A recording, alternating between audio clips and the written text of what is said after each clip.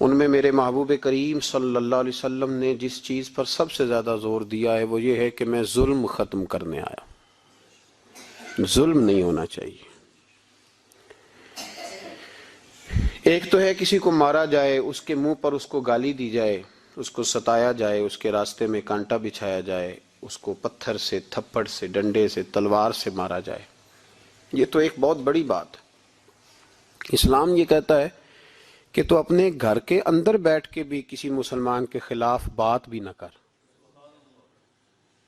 اتنا زیادہ پابند مذہب. اپنے گھر کی چار دیواری کے اندر بیٹھ کر بھی کسی مسلمان کی برائی کرنے کی، صرف زبان سے سازش کرنے کی بات نہیں، اس کے خلاف منصوبہ بندی کرنے کی بات نہیں، اس کو لوگوں کو اس کے خلاف ابھارنے یا اکسانے کی بات نہیں، خالی اس کے خلاف گفتگو.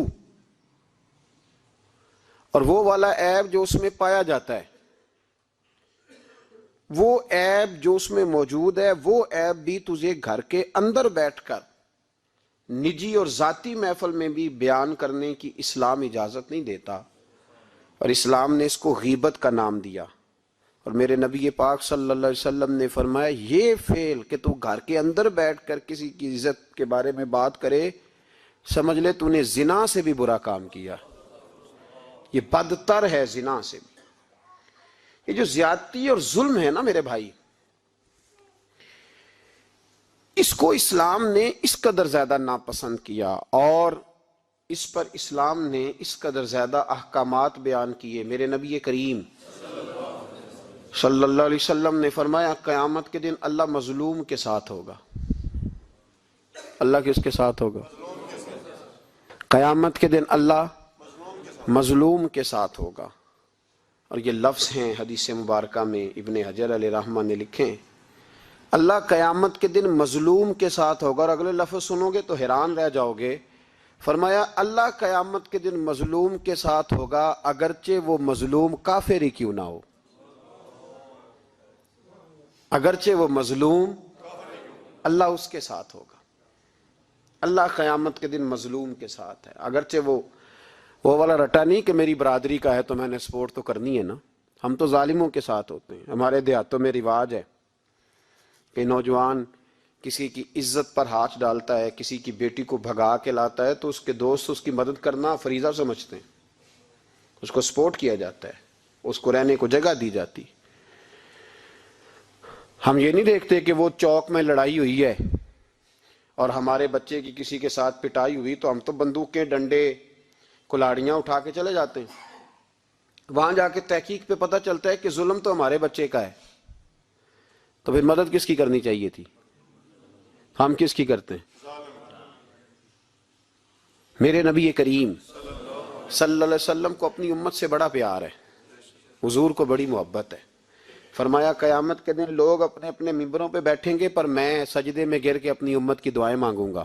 قیامت میں جو بچے گا وہ میرے نبی پاک کی برکت سے بچے گا. لیکن رسول کریم علیہ الصلوۃ والسلام نے فرمایا ظلم کر کے نہ آنا،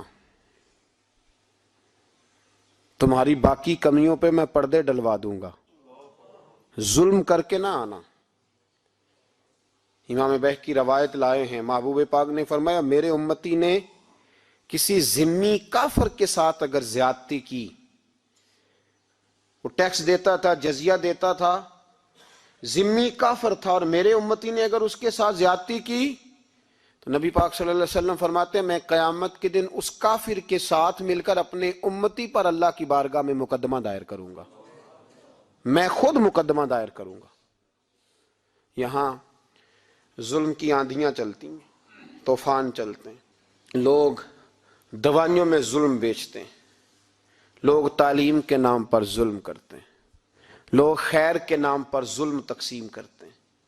یہاں اللہ اکبر ایسے ایسے رنگ دیکھنے کو ملتے ہیں. اب بنے گا کیا؟ کیا ہر زینب اسی طرح تڑپ کے چلی جائے گی؟ اس کا رزلٹ کیا نکلے گا؟ ہمارے یہاں تو نمبر گیم چلتی ہے. سیاستدان شعر لکھ کے لاتے ہیں، وہ ٹی وی پہ بیٹھ کے ایک دوسرے کو نیچا دکھانے کی کوشش کرتے. ساری سیاسی جماعتوں کے سربراہوں کو وہاں ہونا چاہیے تھا کہ نہیں ہونا چاہیے تھا؟ کیوں نہیں بولتے آپ لوگ؟ آپ کب بولیں گے؟ ابھی بھی وقت نہیں ہے آپ کے بولنے کا. ان کو وہاں ہونا چاہیے تھا کہ نہیں ہونا چاہیے تھا؟ یہ آپ کے نمائندے ہیں، ان کو ہونا چاہیے تھا وہاں. میرے نہیں ہیں، اللہ جانتا ہے، ایک بھی نہیں ہے ان میں سے. سوال ہی نہیں پیدا ہوتا. ہمارے یہ نمائندے ہوں گے؟ سوال ہی نہیں پیدا ہوتا. ہمارے نمائندے نہیں ہیں، یہ آپ کے بھی نہیں ہیں. بس تھوڑا سا وقت اور رہ گیا ہے، پھر انشاءاللہ سارا پاکستانی سمجھدار ہو جائے گا. یہ کسی کے بھی نہیں ہے. میرے بھائی، نمبرنگ ہو رہی ہے. میں رات گجرات میں تھا تو میں کہہ رہا تھا کہ ایک صاحب کہنے لگے مجھ سے وہاں کے پنجاب کی حکومت کو ریزائن کرنا چاہیے تھا کہ نہیں کرنا چاہیے تھا. تو میں نے کہا ریزائن وہ کرتے ہیں جن کے اندر کچھ تھوڑا بہت شرم کا مادہ ہوتا ہے. یہ لوگ ریزائن کریں گے؟ یہ کیسے کر سکتے ہیں؟ اور پھر ریزائن صرف ان کو نہیں کرنا چاہیے تھا. میری تو دعوت یہ ہے کہ ہر سیاسی جماعت ریزائن کرے کہ ہم اس ملک میں سیاست نہیں کریں گے. مذہبی جماعتیں تبلیغ کرنا بند کر دیں. پیرانے عظام گدی نشینیاں چھوڑ کے باہر نکلیں. یہ جو ہر چوک اور ہر چوراہے میں لوگ نصیحتوں کا بازار گرم کر کے کھڑے ہیں، یہ چھوڑ دیں. کیا اثر ہے تمہاری تبلیغوں کا؟ کیا مل رہا ہے قوم کو؟ تمہاری گدیاں کیا تزکیہ نفس کر رہی ہیں؟ اور ہر اس آدمی پہ مقدمہ ہونا چاہیے جس کے موبائل میں گندی فوٹو ہے. ہر وہ آدمی مجرم ہے جو گند دیکھتا ہے، گند آگے تقسیم کرتا ہے. ایسے ہی ایک دو آدمی کا نام لگا کے چپ کر گئے ہو. صبح قیامت کے دن اس زینب کے خون کے حساب میں مجھے بھی پوچھا جائے گا اور آپ کو بھی پوچھا جائے گا. ہر ایک آدمی دوسرے پہ بوجھ ڈال کے خاموش ہو جاتا ہے. حکومت نے غلط کیا. حکومت بنوائی کس نے تھی؟ کس نے ووٹ دیا تھا؟ برابر کے شریک ہیں ان کے جرموں میں جو ان کو ٹھپے لگاتے ہیں. چپ کر جاتے ہو تنقید کر کے. حضرت سیدنا امام مالک رحمت اللہ علیہ فرمایا کرتے ظالموں کا مددگار بھی ظالم ہوتا ہے. تو ان کو ٹھپے لگانے والا ظالم نہیں ہوتا؟ وہ نہیں مددگار ظالموں کا؟ ابھی تک لوگ کہہ رہے ہیں مولانا آپ سخت جملے کہتے ہیں، آپ سخت جملے کہتے ہیں، آپ بچیں. میں نے کہا تمہیں پتہ نہیں نا، تمہیں خبر نہیں، تم اس زیادتی کا شکار نہیں ہو، تمہیں کیا پتا. میرے ایک چچا کا بیٹا تھا، اکلوتا تھا. وہ رستے میں جاتے ہوئے کسی کی گولی کا شکار ہو گیا. میں تھانے گیا پرچہ کٹوانے. طالب علمی کا زمانہ تھا. اور جب میں گھر سے نکلا تھا تو میری جیب میں 2 روپے تھے. میرے تو ابا جی بڑی دیر پہلے انتقال کر گئے. چچا کی یہ حالت تھی کہ وہ بیچارے اٹھنے کے قابل نہیں رہے. ایک بیٹا تھا. اور میں جب تھانے گیا تو میں نے پرچہ کاٹنے والے سے کہا کہ قتل ہو گیا ہے، پرچہ کٹوانا ہے. اور ڈاکٹر یہ کہتا ہے، ڈاکٹر جو مسیحا بنے پھرتے ہیں قوم کے، وہ کہتا ہے لاش کو ادھر رکھو اور پہلے پرچہ کٹوا کے لاؤ، پھر پوسٹ مارٹم کریں گے. اس نے بھی ایک ٹیلی فون کرنا گوارا نہیں کیا. یہ سارے ظالم ہیں الا ماشاءاللہ. یہ سب کٹہروں میں آئیں گے. ان سب کو حساب دینا ہے. ان کی گودوں میں بیٹھنے والے مولوی اور پیر سب سے پہلے وہ لٹکائے جائیں گے. سب سے پہلا نمبر ان کا ہے. میں نے جا کے کہا پہلے پرچہ کٹواؤ پھر پوسٹ مارٹم شروع. میں نے کہا پرچہ، تو پولیس والا مجھے کہنے لگا ایک پینسلوں کا ڈبہ لاؤ. یہ نمائندے ہیں ہمارے، یہ ہماری حفاظت کرنے پہ ہیں. تم نے خود اپنے لیے پولیس بنائی ہے. زینب کا چچا کہتا ہے جب میں تھانے گیا تھا پرچہ کٹوانے تو مجھے پولیس والے کہتے تھے اگر مالٹے ٹھنڈے ملتے ہیں تو لے کے آ. اور زینب کا چچا کہتا ہے کہ وہ مجھے کہتے تھے کہ جا نیسلے کی 2 بوتلیں لا، پانی پینا ہے. اس ملک پہ بسنے والوں کا کوئی وارث نہیں، کوئی نہیں ان کا والی وارث. اور کہتے ہیں کوڑے میں پڑی لپٹی ہوئی خون سے لاش. اور مجھے پولیس والے کہتے ہیں فلانے نے لاش ڈھونڈی ہے، اسے تو پہلے 10,000 دے لے. میں ظالم ہوں، آپ ظالم ہیں، جنہوں نے ان ظالموں کو اپنا سپہ سالار بنایا ہے. تیاری کر رہو اللہ کے حضور. میں نے پوچھا رب کریم سے مولا تو بتانا رزلٹ کب نکلے گا؟ تو رب کریم نے فرمایا دنیا تو غافل ہو سکتی ہے، ولا تحسبن اللہ غافلا عما یعمل الظالمون. کر جا کے سورۃ ابراہیم کی آیت نمبر 42 پڑھو. رب فرماتا ہے اللہ غافل نہیں ہے ان لوگوں سے جو دنیا میں ظلم کر رہے ہیں. اللہ ظالموں کے کاموں سے غافل. تو پھر مولا رزلٹ کیا ہے؟ فرمایا انما یؤخرہم لیوم، اللہ نے ایک دن کے لیے یہ فیصلے رکھے ہوئے، رب روز عدالت نہیں لگائے گا، اللہ نے ایک دن رکھا ہوا ہے۔ تشخص فیہ الابصار، فرمایا میں ظالموں کو اس طرح لٹکاؤں گا کہ لوگوں کی آنکھیں کھلی کی کھلی رہ جائیں گی۔ میں ظالم کو، رب کریم فرماتا ہے مجھے کوئی غافل نہ سمجھے، وقت آنے والا ہے، وقت آنے والا ہے۔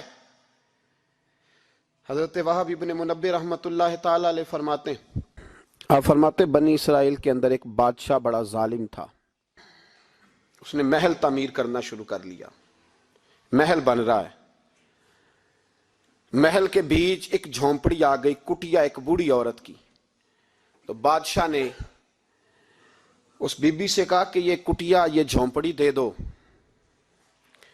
میرے محل کا نقشہ خراب ہوتا ہے۔ تو بوڑھی کہنے لگی میں بیوہ بھی ہوں، بے اولاد بھی ہوں، جب میں بیاہ کے یہاں آئی تھی تو میرے ابا نے کہا تھا بیٹی تیرا جنازہ نکلنا چاہیے، تو چلو میں پکا ہوا پھل ہوں، تھوڑا وقت رہ گیا ہے، مر جاؤں گی تو تمہارا ہی ہے، میرا کون سا قبالی وارث ہے، چلو زندگی کی جو سانسیں رہ گئی ہیں مجھے یہاں گزار لینے دو۔ بوڑھی منت کرنے لگی، بادشاہ نے کہا نہیں نہیں تو پیسے لے اور ہمیں خالی کر کے دے جھونپڑی۔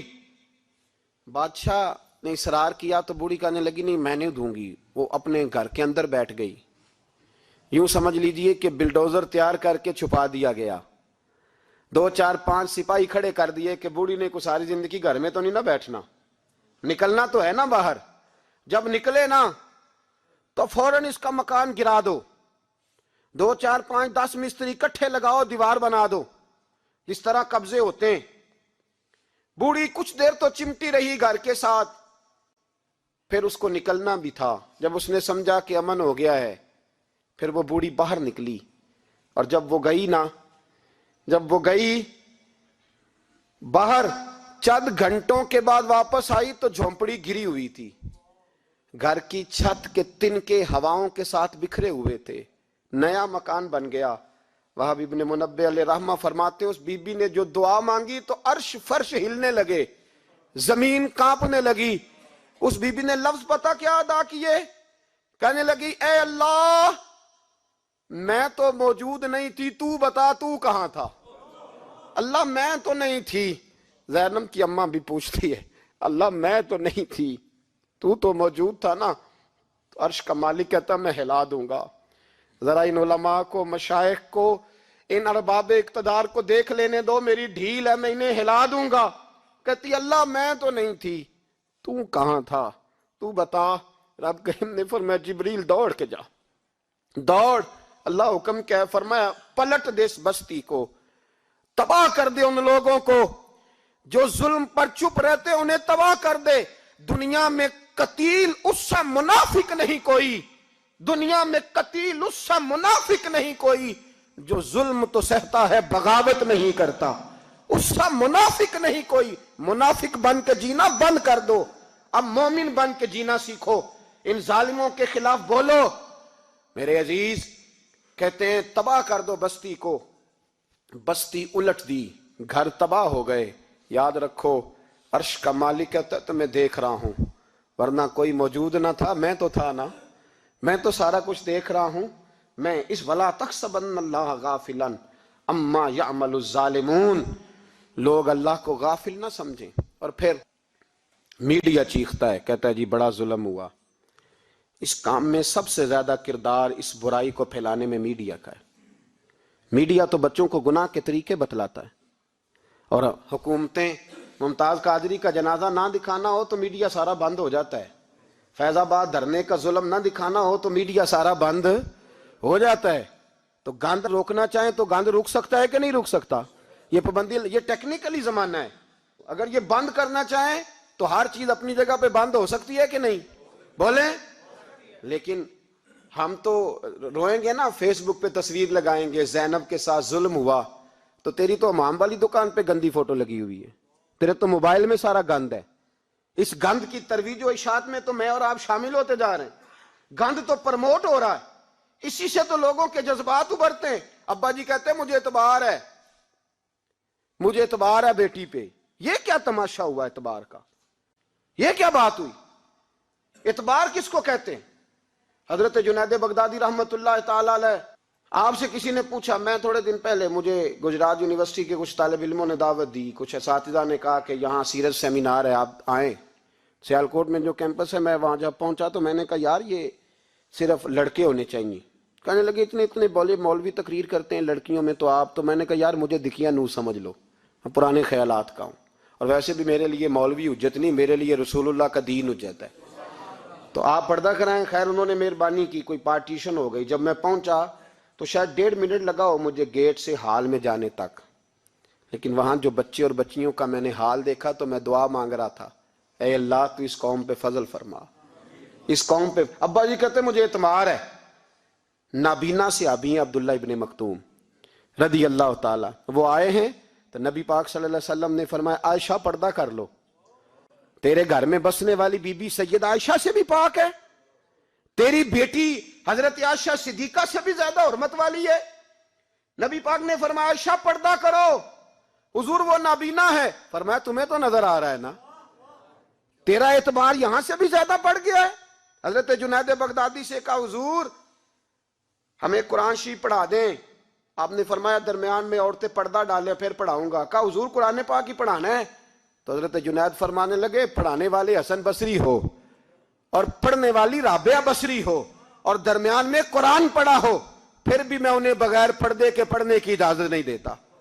یہاں تو حال ہی کوئی نہیں، اس گند کو روز پرموٹ کرتے ہو، نوجوانوں کے جذبات بکھرتے ہیں اور بپھرتے ہیں، اور پھر اس کے بعد کہتے ہو کہ آگ نہ لگے۔ یہ کیسے ہو سکتا ہے؟ تم نے خود آگ لگائی ہے چمن میں اپنے، بے سبب گردش ایام کو الزام نہ دو، تم نے خود نور کا ظلمت سے کیا ہے سودا، کر کے توہین سحر شام کو الزام نہ دو۔ او بھائی یاد رکھو، جب تک یہ گند رہے گا فحاشی اور عریانی رہے گی۔ انڈیا کے اندر زیادتی کے واقعات زیادہ ہیں پاکستان کی نسبت، کیوں؟ اس لیے کہ گند زیادہ ہے، فحاشی اور عریانی۔ اسلام نے تو نظر تک پر پابندی لگا دی، کہا اپنی نظر بھی مومن جھکا کے رکھیں، جو چیزیں سبب بن سکتی ہیں ان پر بھی پابندی لگا کے رکھی۔ ہم توجہ ہی نہیں کرتے، خیال ہی نہیں ہے، اس کو پرموٹ کیا جاتا ہے۔ اور سب سے دوسری بڑی وجہ یہ ہے کہ مجرم کو سزا نہیں ملتی، مجرم کو سزا بولیے، وہ چھوٹ گیا نا سرے عام ایک بڑے آدمی کا بیٹا قتل کرنے والا، چھوٹ گیا نا، وہ جس نے سرے عام ایک سپاہی کانسٹیبل کو کچل دیا تھا، وہ بچ گیا نا، آ گیا نا باہر۔ ریمنڈ ڈیوس کئی گولیاں مار کے بچ گیا نا۔ جب مجرم کو سزا نہیں ملتی تو پھر گناہ بند۔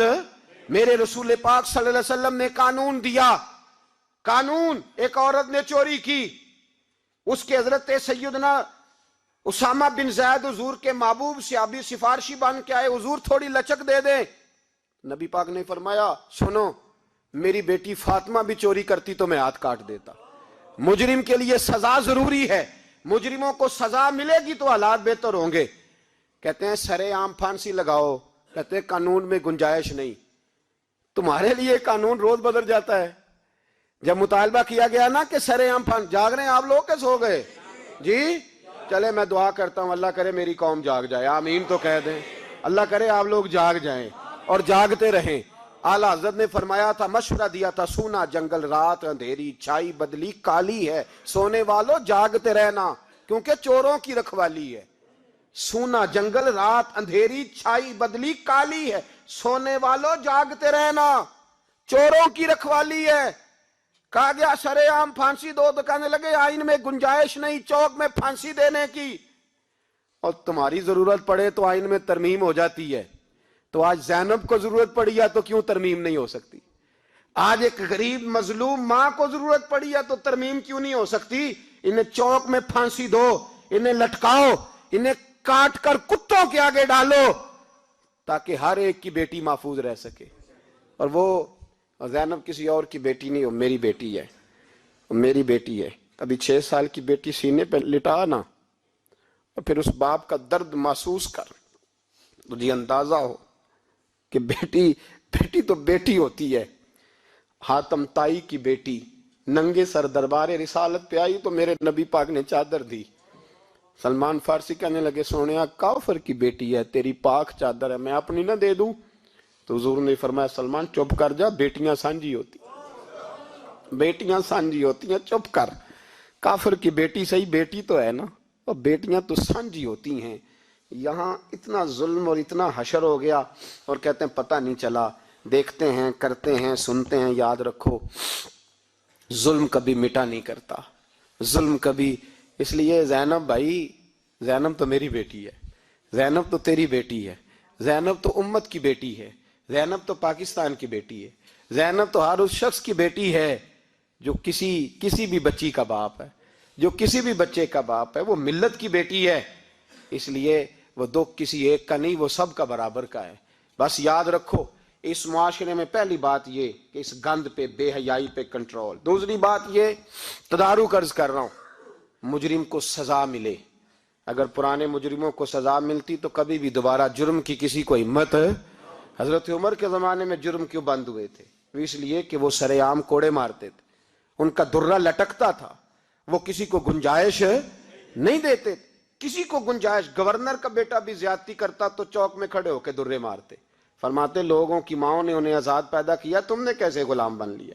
یہاں جب قانون بدلتا ہے اور پھر شکوہ ہے، ہمیں غریب آدمی نے تو پرچہ درج کرانا ہو تو اس کو تو چودھری صاحب بھی وقت نہیں دیتے، اس کو تو چودھری صاحب بھی کہتے ہیں گڈی کرائی آ، پیسے ہے نہیں تھانے جانے دے، اتنے پیسے لگ دیں۔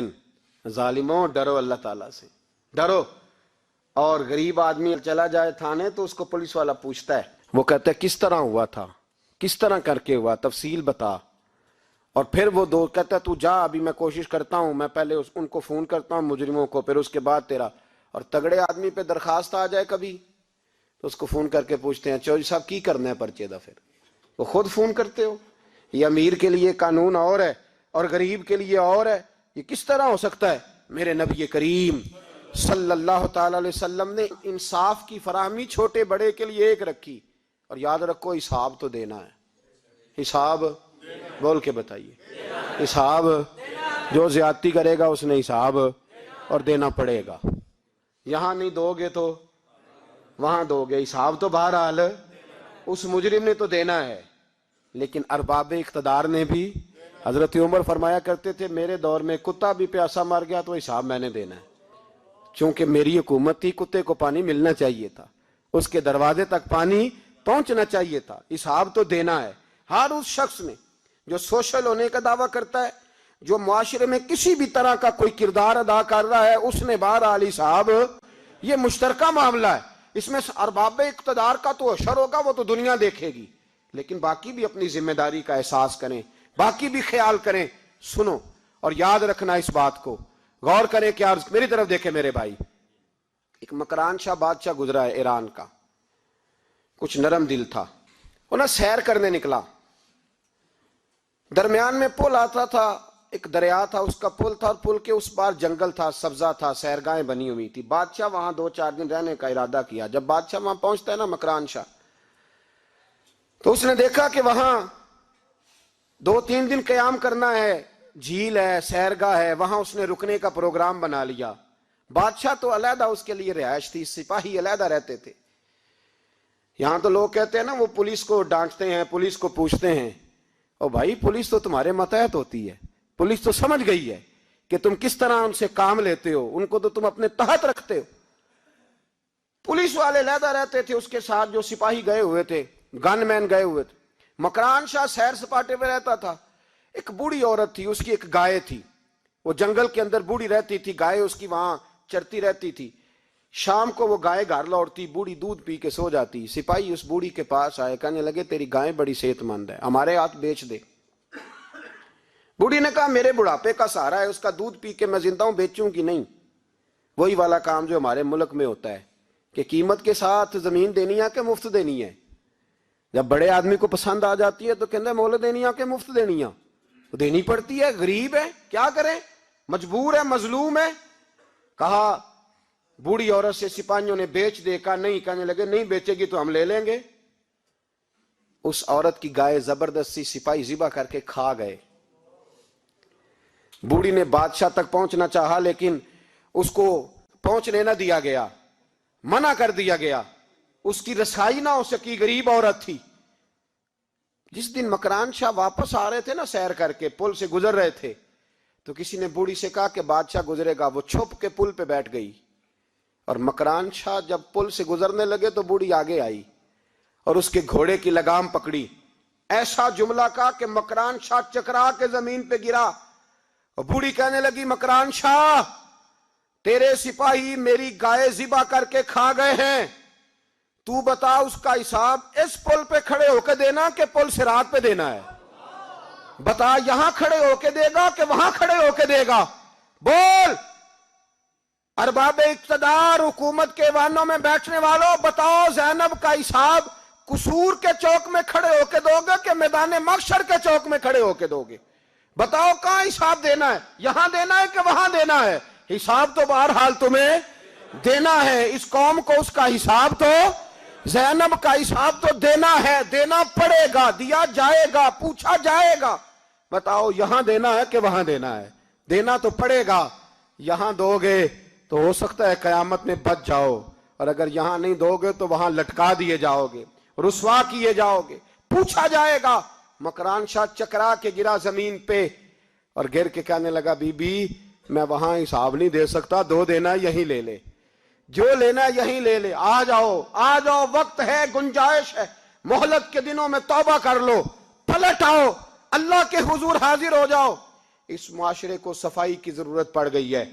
इस माशरे में हर आदमी अपना किरदार अदा करे, जालिम के खिलाफ उठे, बेहयाई, फहाशी, उरियानी, बदनिगाही, इसके खिलाफ उठे। हजरत अमीर मुआविया रदी अल्लाह ताला अन्हु अपने दौरे हुकूमत में बाहर निकले। एक बीबी बापर्दा औरत बुरके में गली में घूम रही थी, बुरका डाल के। हजरत अमीर मुआविया दौड़ के मस्जिद चले गए, रोने लगे, कहने लगे सहाबा के जमाने में ये औरतें गली में आ गई हैं, हमारे दौर में ही आ गई हैं, कहीं अल्लाह का कहर नाजिल ना हो जाए। हालांकि वो बापर्दा थी बीबी। यहां तो बड़ी डटाई के साथ फ्रंट सीट पे बेपर्दा औरत को बिठाया जाता है और दलीलें दी जाती हैं कि हम पढ़ लिख गए, FSC और BSc हमारी तालीम है, हमारे पास अभी ताजी तो कार आई है, तो बताएं ना कि जो कार पे बैठी है वो कार की मालकन है। यहां तो हर चीज खोल के बयान करना लोगों ने अपने लिए जरूरी समझ लिया है, अपने कल्चर का हिस्सा बना लिया है। खुदारा फाशी के खिलाफ, बेहयाई के और उरियानी के खिलाफ उठो और इस पुल को बांधो। जब तक फाशी रहेगी, उरियानी रहेगी। पाकिस्तान में 10 के करीब बच्चों के साथ रोज ज्यादती होती है। यह आपके कौमी अखबारात की आज सुबह की रिपोर्ट है। ये तो वो चीजें हैं जो खुल के बाहर आ गई, और इसके अलावा जो बेहयाई के अड्डे खुले हुए हैं, न जाने उनकी तादाद कितनी है। किस कदर ज्यादा जुल्म हो रहा है। मेरे रसूल पाक सल्लल्लाहु अलैहि वसल्लम ने फरमाया, जब कोई जिना करता है तो ईमान उसके सीने से निकल जाता है उसके सीने से। आंखों पर पर्दा होना चाहिए, कानों पर पर्दा होना। और अगर ज़ैनब के कत्ल के बाद भी किसी के मोबाइल में गंदी तस्वीर है और उसके कत्ल के बाद भी बेहयाई के गाने उसके मोबाइल में हैं, तो फिर वो रस्म के आंसू ना बहाए, फिर वो सिर्फ 2 मिनट के लिए आगे बढ़ के मरसिया खाना बने, वो फिर शायर और अदीब बनने की कोशिश ना करे, और फिर अपने हिस्से का जुमला लगाकर अपने आप को फेसबुक पे एक्टिव रखने का तमाशा ना करे। क्या मतलब हुआ इन चीजों का? अगर अभी भी बुराई के खिलाफ नहीं उठना, बेहयाई और फाशी के खिलाफ नहीं उठना, मेरे अजीजों, आखिरी बात सुनना और इसको हमेशा याद रखना। मेरे नबी पाक सल्लल्लाहु अलैहि वसल्लम ने फरमाया, किसी एक मुसलमान के कत्ल में अगर अहले जमीन, अहले आसमान सारे भी शरीक हो जाएं, सारे, तो फरमाया हो सकता है अल्लाह सबको जहन्नम में डाल दे। इसलिए कि जो कत्ल है ना, कत्ल एक है ज्यादती और एक है फिर उसके बाद कत्ल। एक इंसान का कत्ल इंसानियत का कत्ल, इतना बड़ा जुल्म। और यहां तो अब कत्ल की खबर आ जाए ना अखबार पे तो इतनी दिलचस्पी वाली रहती नहीं। इतने लोग कत्ल हो गए, कोई अर्ज नहीं। ये तो हमारे यहाँ तो किसी सियासतदान की शादी की खबर आएगी तो वो दिलचस्पी वाली होगी, उस पर तबसरे होंगे, कमेंट्स होंगे। एक बंदा मर गया, ठीक है, गरीब आदमी था, कत्ल हो गया, जान छूटी, माज़अल्लाह, उसमें कौन तवज्जो करता है? यहां तो इनके मेले छेले तमाशों पर लोग तबसरे करते हैं।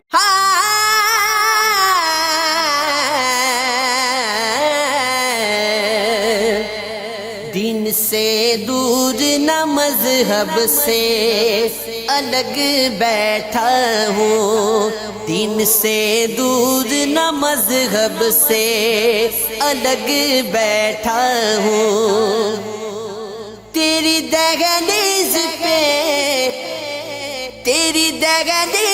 پہ ہوں سب سے الگ بیٹھا